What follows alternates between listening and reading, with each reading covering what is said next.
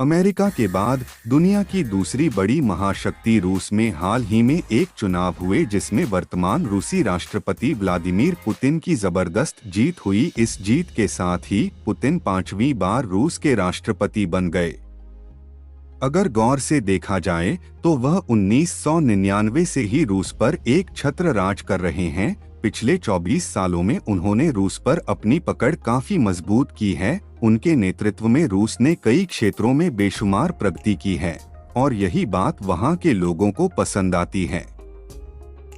इसमें कोई शक नहीं कि पुतिन रूस में काफी लोकप्रिय है, लेकिन उनके विरोधियों की संख्या भी कम नहीं है। कई बार ऐसा लगता है कि पुतिन एक तानाशाह है और रूस का लोकतंत्र नकली लोकतंत्र है जिसमें केवल पुतिन समर्थक ही जिंदा रह सकते हैं। रूसी राष्ट्रपति पुतिन की आलोचना करने वाले कई राजनेताओं, आम नागरिकों, व्यापारियों, पूर्व सैनिकों को दर्दनाक मौत मिलती है।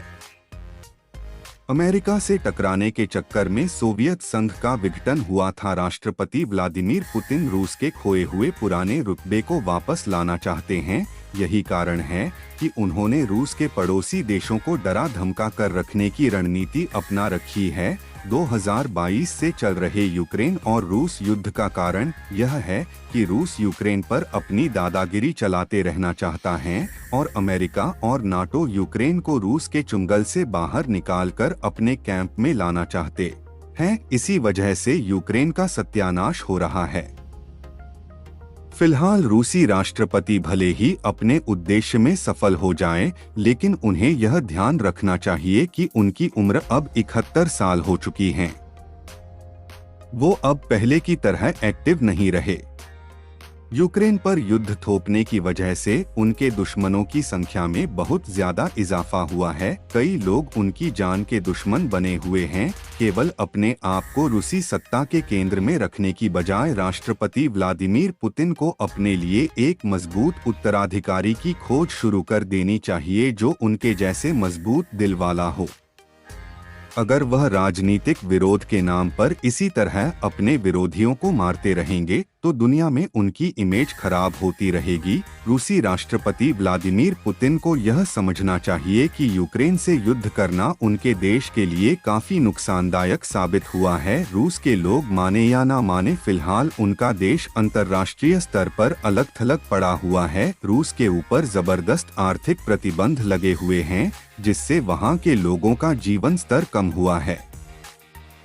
पश्चिम के देशों में लाख बुराइयां हो, लेकिन अभी भी विश्व व्यापार में उनका दबदबा है। युद्ध करना किसी समस्या का समाधान नहीं होता। यह बात व्लादिमीर पुतिन जितना जल्दी समझेंगे उनका उतना ज्यादा ही फायदा होगा। वैसे भी यह कहा नहीं जा सकता जब वो सत्ता से बाहर होंगे तो उनका क्या होगा। इंटरनेशनल क्रिमिनल कोर्ट ने उनके खिलाफ पहले ही अरेस्ट वारंट निकाल रखा है, यानी रूस के बाहर जाने पर उनकी गिरफ्तारी की संभावना है। रूस के राष्ट्रपति रहते हुए दुनिया का कोई भी देश व्लादिमीर पुतिन की गिरफ्तारी करने की सोच नहीं सकता, लेकिन जब वह पावर में नहीं रहेंगे तो उनके साथ कुछ भी हो सकता है। फिलहाल पुतिन भाई साहब को 5वीं बार रूस का राष्ट्रपति बनने की शुभकामनाएं।